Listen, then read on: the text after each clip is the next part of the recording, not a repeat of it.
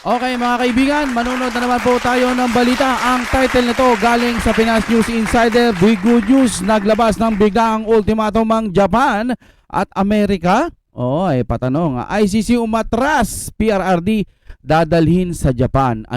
Gaano ba ito katotoo? Kung ready na kayo, simulan na po natin ito. Kung gusto nyo naman ng mura na at mabilis na internet, nandito na ang Fiber ni Juan. Maaasahan, kaya tawag na. Baka meron na sa inyong lugar ang Fiber ni Juan. Okay mga kaibigan, i-play na po natin. So, mga taga-Japan, eto kita-kita tayo. Kita-kita tayo at sana, hopefully man dyan talaga ako, para ipagdiwang. Dahil napakalaki, ipakita natin sa buong mundo na iba talaga ang suporta ng mga taga-Japan. Kasi para itulak ng Japan. Ito yung susi para may pabalik si Pangulong Duterte. Ito susi. Iba kasi pag tayo lang ang nagsasalita pero pag may pressure na from the international community and especially Japan, which is a really powerful nation, even if they're small, because of their culture and their honor, respetado yan ng buong mundo. Huwag nagsalita ang Japan. Kaya pakita natin, suporta natin yan na malaman, makumbinsi pa etong inyong Prime Minister na tumulong din sa kung papaano didiskarte dyan. Okay? Biruin mo, Japan nagsalita na patungkol po sa nangyari kay Tatay Digong. Isipin nyo mabigat na yon.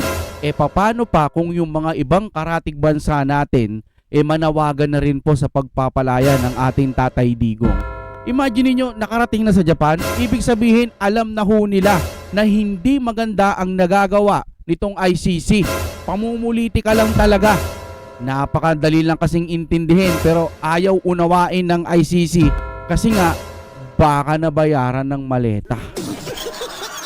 Baka nabayaran. Diba? Tuloy tayo Ito ang balita ngayon. Trending at pinag-uusapan ngayon sa mundo ng social media. Ang di umano'y balita. Alright. Ito ang balitang dapat malaman ng taong bayan na pilit tinatago at pilit ayaw di umanong ipalabas ng mga bayarang media sa palasyo, Yon. kamara at senado sa publiko. Pero bago ang lahat, kung bago ka pa lamang sa channel na ito at kung gusto mo ang mga balitang politika, ay please huwag kalimutang mag-like, subscribe at i-click ang notification bell para mas maging updated ka palagi sa lahat pa ng mga bagong video na i-upload namin. At ito na nga mga kababayan, sa wakas, may malaking good news at bagong update tungkol kay dating Pangulong Rodrigo Duterte. So kung magkataon pala, pwedeng mapunta sa Japan ang ating Tatay Digong at doon muna siya. So pwede siyang makita ng mga kababayan natin doon at pwedeng magkaroon ng mag-a-announce siya or magkakaroon ng event, rally, something like that. Sa ICC The Hague, Netherlands, na siyang tila gumimbal sa gobyernong ngagwa ni Marcos Jr. Kaya dapat itong malaman at mapanood ng maraming Pilipino, lalong-lalo na ang mga solidong sumusuporta kay dating Pangulong Rodrigo Duterte. Dahil sa wakas, dating Pangulong Duterte, posible di umanong makalaya mula sa ICC Detention Center. Dahil Japanese researcher tila nanagwagan ng agarang pagpapalaya kay dating Pangulong Duterte. Isang Japanese researcher na nawagan ng agarang pagpapalaya kay PRRD at sinisyon ang pakikialam ng ICC sa Pilipinas. Diba? Ibig sabihin, itong Japan, nakikita na nila yung ginagawa nitong ICC. Hindi lang yon. Posibleng nakikita na rin nila na may kurakot sa ating bansa. Sobra-sobrang kurakot. Isang Japanese researcher nga ang nagbigay ng isang matapang na pahayag sa United Nations Human Rights Council o UNHRC at nanawagan para sa agarang pagpapalaya sa dating Pangulo ng Pilipinas na si Rodrigo Roa Duterte at inakusahan ang international na institusyon na nagpapahintulot sa tinatawag niyang malubhang paglabag sa karapatang pantao. Breaking news po, dating Pangulong Duterte dadalhin na po sa Japan. At ngayon, hindi na Pilipino ang sumisigaw kung hindi isang Japanese representative mismo ng International Career Support Association. Sa harap mismo ng UN, United Nations Human Rights Council na nawagan ng humanitarian intervention at interim release para kay Pangulong Duterte. Tanong, Kung walang mali sa ginawa ng ICC, bakit umaangal na sa international stage ang ilang foreign representative? Malinis po ang Japan. Hindi lang po literal na malinis ha. Ang sinasabi natin dito, halos walang korupsyon sa Japan. Kung meron man siguro manageable o madali po nilang nakukuha or nalilinis, di ba? Nagsalita na. Alam ho natin ang Japan, napakatinong bansa niyan. Maunlad yung bansa niyan. Ultimo sila, nakikita na nila na may korupsyon o may mga magic na nangyayari dyan sa ICC. Di ba? At mas matindi, hindi ito galing sa DDS ha. Hindi galing sa vloggers, kung hindi galing sa foreigner. Yes. Ibig sabihin po, hindi lang ito local na issue. Umaabot na sa mundo, sa buong mundo ho. Pero habang may nananawagan ng hustisya sa labas, dito sa Pilipinas, ano ang meron yun? Ayuda na palpak. Ayuda na may sinasabi na ang ayudang ito galing sa Pangulo. Ang kapal talaga. Ina, bumaba ka na. Gobernong parang mas busy sa PR at impeachment. Yes. Kesa sa tunay na serbisyo. Nako, kayo mga grabe ang inaano sa inyo nitong gobyerno to, para kayong ginagawang mga tanga lang ha. Di kami nakikisabay sa ingit. Alam mo naman, pinupuntirya natin ang katotohanan lamang. Kaya Yes. mga banateros ha, dapat ngayon pa lang subscribe na kayo, like na, at share nyo na itong video na ito para mas kumalat pa ang katotohanan. Dahil alam mo ha, yung pagsasalita ng Japanese representative na yon, ha? SMNI lang ang pumick up. Naku po, grabe naman. Buti talaga nandyan ang SMNI. Ha? So, ibig sabihin doon sa mga bias media o sa mga ibang mainstream, hindi po nila ibinalita itong sinabi ng taga-Japan? Yeah. Gagi. What the fuck? Di ba bias na bias? Wow, heavy! Ito ang... Pag ang balita makakabuti sa Duterte o ikakalamang ng Duterte, ayaw ibalita ng mga hayop na bayarang media. Yung iba baka busy lang. Pero kapag makakasira sa Duterte, nag-uunahan pa yang mga yan. Anong sasabihin nila sa bandang huli? Sinusubukan pa namin kapanayamin ang mga Duterte pero hindi pa sila nagbibigay ng kanilang pahayag. Tapos na. Sa susunod na araw, hindi nila ibabalita kung anong sinabi ng Duterte o hindi pa rin sumasagot. Ganun lang. Pero nakuha na nila yung panig nung taga-kabila. Di ba? Laging ganun. Kaya inuulit ko lang. Pero ito, nagsalita taga-Japan. Ayaw sabihin ng mga bias media. Wow, Ebi! Halatang halata. Mga kaibigan, kaya kami nandito para imulat sa inyo na itong Pilipinas na to, sinisindikato na. Base sa aking opinion. Hindi, imaginein mo this is a big issue. Isang foreigner, international, ito hindi lang basta-basta, representative po ito Yes. ng isang International Career Support Association, human rights advocate po ito. Nagsalita saan? Sa kanto ba? Sa social media ba? Hindi. Nagsalita po mismo sa UN. Hindi, yung Japan, DDS yan. DDS yan, DDS.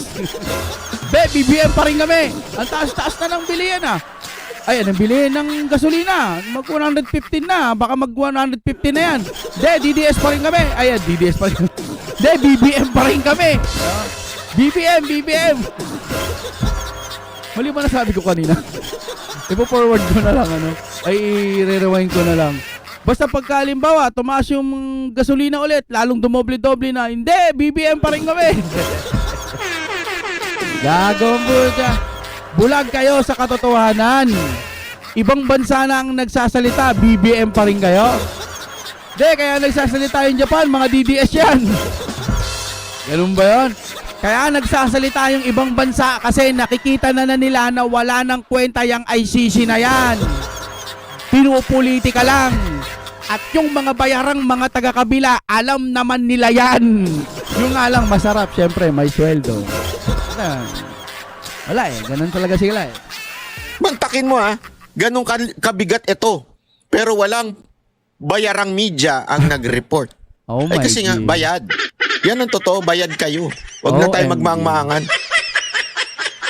Itong Japanese representative ng ICSA, yung International Career Support Association, mismong sa harap ng United Nations, mga king ina ninyo, mga media kayo. Hindi kayo nag-interview sa kanya. Alam mo kung bakit? Kasi it's favoring Duterte. Oo. Di ba? Hindi nyo ini-interview. Nananawagan ako sa mga puki ng inang mga bayarang media dyan. Oy, mga puki ng inang mga bayarang media dyan, nakikinig ba kayo? Bakit hindi nyo interview ito? Ini-interview nyo yung pangit na vlogger. Oo nga, Pucha, basta makakasama sa Duterte, yun ang gusto nila Gago rin, di ba?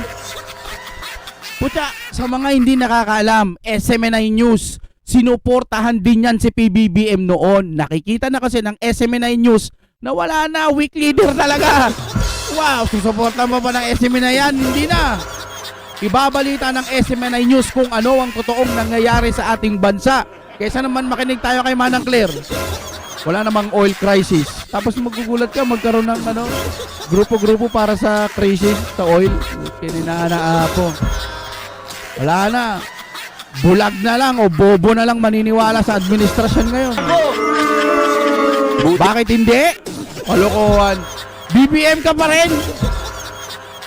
Wow! Wow! Heavy talaga. Talagang SMNI, talagang serbisyo sa taong bayan, no? Di ba?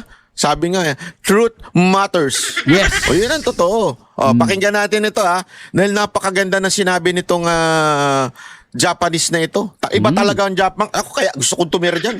Japan talaga Hindi, kaya ako gustong tumira talaga dyan sa Japan Iba talaga ang pananaw nila. Kaya ako, naniniwala ako na kayang i-pressure ng Japan. Tingnan mo yung paninindigan ng kanilang Prime Minister. Nakita nyo yun? Ay, grabe yun. Grabe yun. Tinabla si Trump. Kasi mabait pa una yung Prime Minister payakap-yakap pa Maraming ang sumita sa kanya doon yung Prime Minister ng Japan. Nagpunta sa Amerika. Nung pagharap, yumakap. Wala namang problema yun kasi beso-besong leader, di ba? Si Trump at saka yung babaeng Prime Minister. Kaya lang sa kultura ng Japan, hindi katanggap-tanggap yun. So medyo pinuna siya ng ilang mga politiko sa Japan. Parang hindi tama yung ganun, ganyan-ganyan. Okay? Pero nung pinahiya na, tinanong si Trump, sabi nung isang Japanese, nung isang Japanese reporter, Mr. Trump, bakit hindi mo man lang in-inform ang ibang bansa na ikaw ay lulusob sa gera sa Iran? Kasi this concerns yung hindi lamang naman po yung Amerika Katulad ngayon, namumroblema tayo sa crudo dahil sa nangyaring gera na yan. Tama, mali? Oo. Hindi lang kasi ito sa pagitan ng Amerika, Israel at saka Iran. Kasi pwedeng madamay din yung mga ibang bansa kasi nga doon dahil sa crudo. Tama nga naman, dapat in-inform mo kami, baka may pwede pang gawin. Hindi yung aatake ka na lang, hindi mo alam may mga madadamay dahil dyan sa oil crisis na yan. Na sinasabi ni Manang Claire, walang oil crisis. Oo nga, no? Ewan ko kay Trump, parang ayaw din tumulong kay Tatay Digong Ako ba magtropa yung mga yan? O baka naman plastic lang din yan. Kunwari tropa, malakas si Duterte. Pero ang totoo, gustong makinabang nitong Amerika sa sa Pilipinas. Kaya ngayon tinamon, daming EDCA. Check niyan. May naitulong na ba yung EDCA sa atin? Nagtaasan yung langis. Nung bagyo, marami bang mga sundalong Amerikanong tumulong sa atin? Marami ba? Tuloy tayo. Eto na, sabi ng reporter. Ba't di mo kami in-inform? Siyempre in Japanese. Ganun kasi sila magalit So sabi nung ni Trump, Siyempre, surprise yan. Kailangan naman surprise attack para talagang which is tama naman. Okay, para sa akin tama yon, surprise. We need a surprise, sa gera, surprise. Pero ang mali dito, dinagdagan ni Trump ng pitik, sabi niya. Ay, kung alam niyo naman surprise yan, tinatagalog ko na lang alam niyo naman kailangan ng surprise sa ganyan. At pagdating sa surprise, hindi naman kayo hindi naman kayo naiiba. Dahil kayo nga sinurprise nyo kami nung dun sa bombing yung sinasabi niyang bombing. So parang para bagang pinitik ng konti yung Japan na reporter. Although ang pinitik niya yung reporter, ibig sabihin parang pinaringgan niya yung reporter. Pero tinatamaan doon yung Japanese. At imaginein mo katabi mo yung Prime Minister ng Japan. Oo nga, no? So sana yung bibig mo hindi gano'n na parang sagutin mo na lang yung tanong, we need a strong and strategic na surprise, ganyan-ganyan, di ba? Hindi yung pinitik mo pa yung kasaysayan na kung saan ang Japan nag-surprise attack, di ba? Doon sa Amerika noon. Na-offend ngayon itong Prime Minister after nung visit niya. Sabi niya, I want Trump to apologize. Yun. If Trump will not apologize, I will never step back dyan sa Amerika, sabi niya. Kasi nga daw, mali naman yung ganong klase na parang sinasabi na pinahiya ang Japan parang in front of the international community. Parang pinahiya mo, Trump, yung Japan. Alam mo, matindi yun, matindi yun, sabi ko sa inyo. Iba talaga itong Japan kasi yung honor sa kanila, napaka-importante yan Yung maimportante sa kanila talaga na hindi sila napapahiya. Kaya when they serve, they make sure that masaya yung customer. Ganun sila. Iyon ang kanilang upbringing bilang mga kultura. Dahil napahiya yung Prime Minister noong time na yun. Nako po, sabi niya, mag-apologize ka muna. Ang lupit, mga kababayan. Kaya nga, itong sinabi nitong Japanese representative sa UN, yung representative ng ICSA sa UN, hindi na ito bago. Talagang naninindigan to sa katotohanan. Kaya ako naniniwala ako na dahil dito, maaari talagang mapabalik si Pangulong Duterte. Dahil hindi ito yung, tandaan ninyo ang Japan, even if they're Asians, kasi iba ang tingin ng mga puti, lalo na dyan sa Netherlands. Iba ang tingin ng mga puti, lalo na mga European, medyo racist talaga yan Iba ang tingin nila sa mga Asian, pero pag Japanese ang tumayo, iba ang honor, iba ang karakas ng Japan. Wow. Kaya dito mga kababayan, pag pinressure talaga ng Japan ito, alam mo, ikaw Prime Minister, maniwala ka sa akin, yung Prime Minister, katigan mo itong sinasabi nitong representative ng ICSA, naku po, maniwala ka. Malaking impact nito sa buong mundo. Kasi ngayon talagang, ito yung international case nga ang tawag dito. Talagang lahat nakatutok. Not just Philippines, not just yung Netherlands o yung The Hague.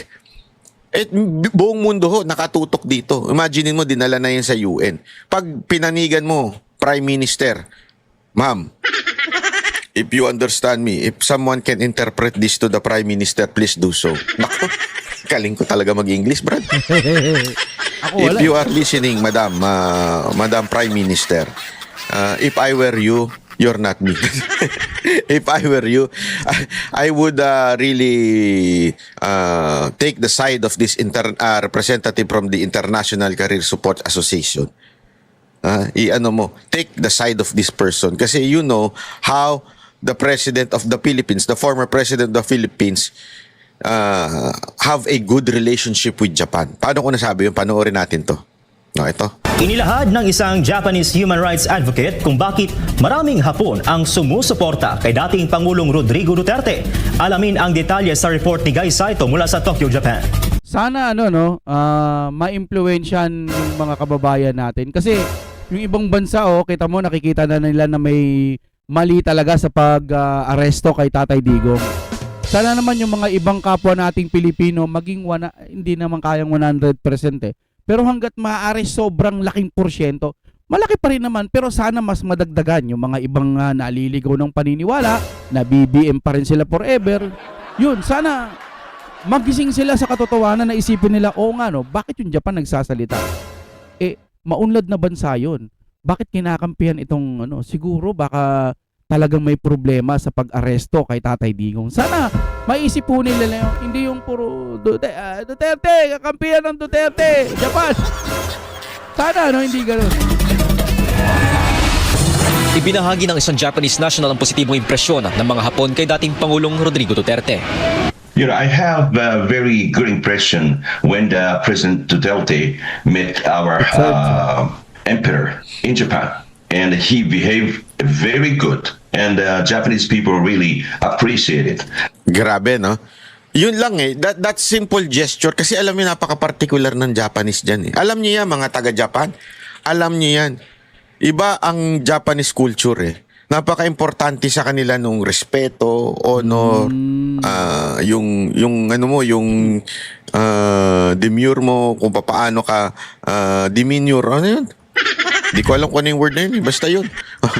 Di ba? Yung totoo naman yung kanilang, grabe yung nila Kailangan talagang kagalang-galang ka, tama yung ginagawa mo, or else medyo ang baba ng tingin sa'yo. Yan, totoo hindi ako nagbibiro. Ganyan talaga sa Japan. Tuloy. Ayon kay Shunichi Fujiki, nagkaroon ng magandang impresyon ng mga Hapon kay Duterte, lalo na sa naging asal nito sa pakikipagpulong noon sa Emperor ng Japan noong 2017. Dagdag pa niya, tumatak din ang malapit na pagkakaibigan ng dating Pangulo kay yumaong Prime Minister Shinzo Abe.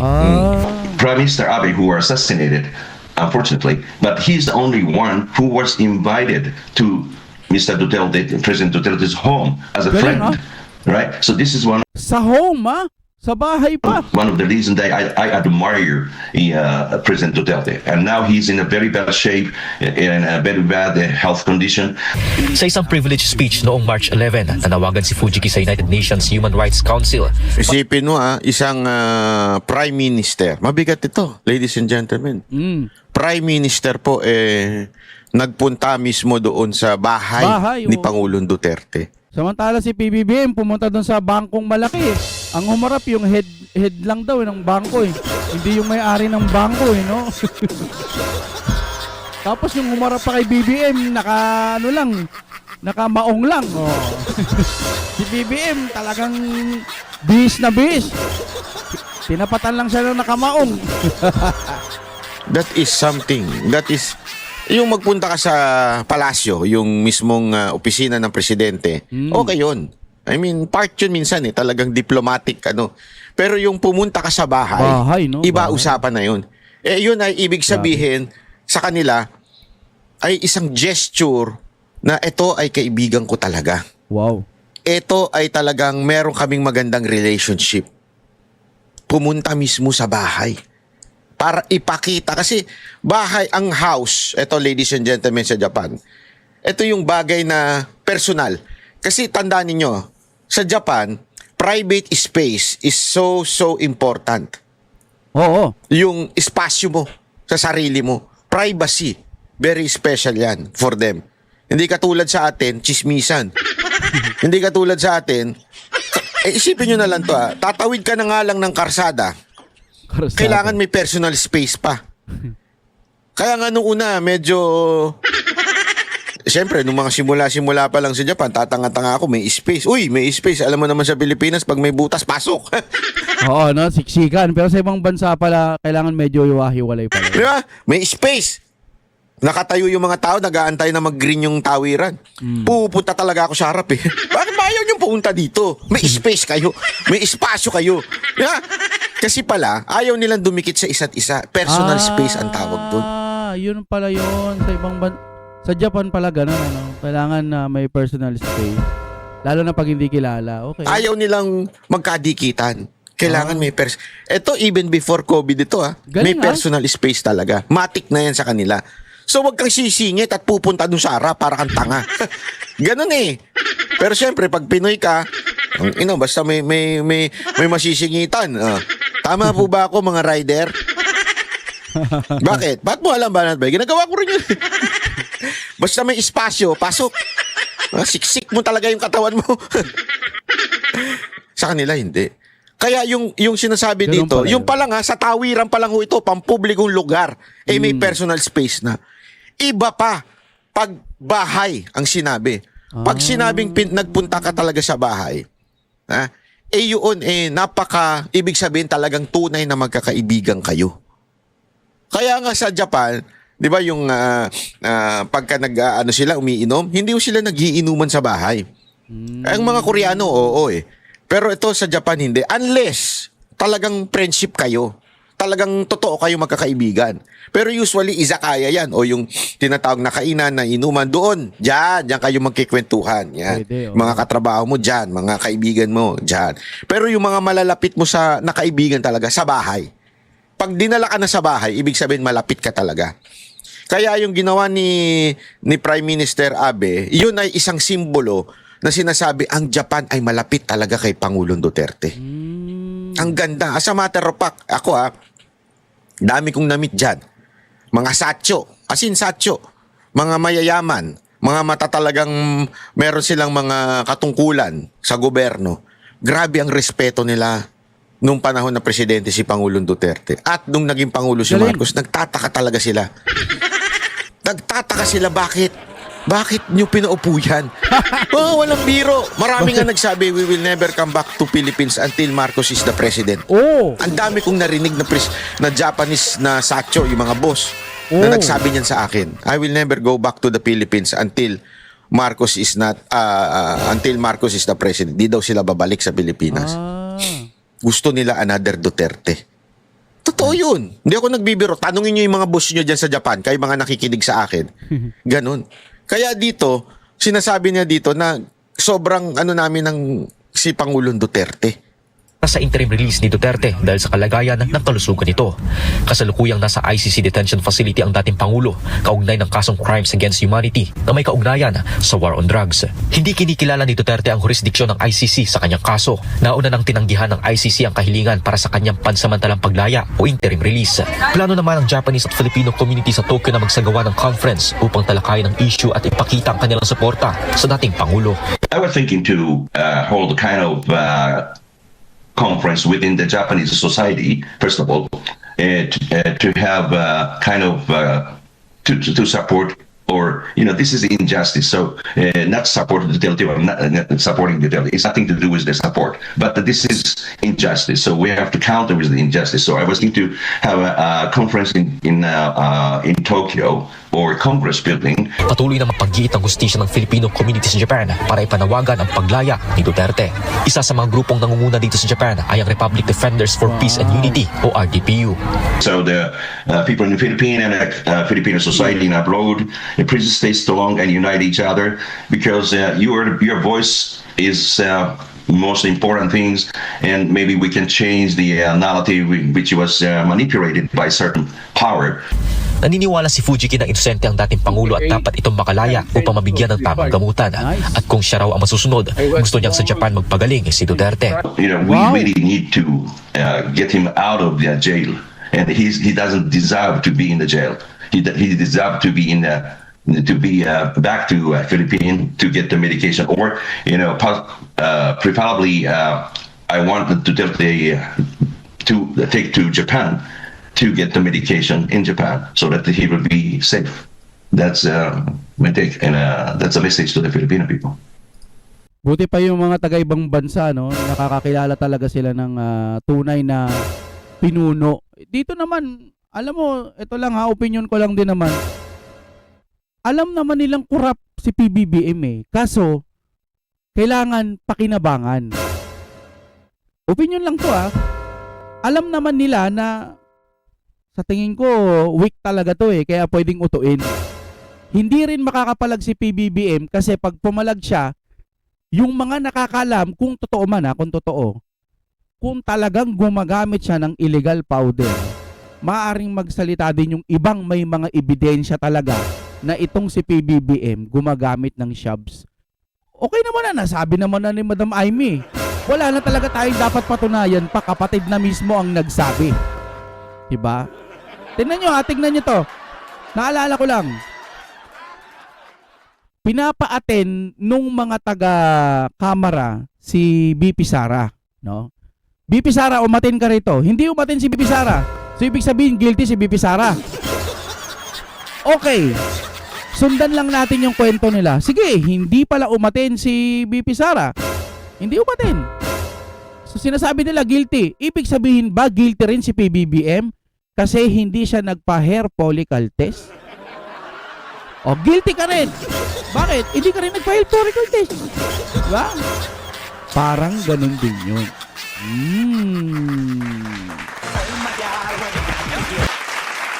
Oh, naghango. Ay, ay, ay.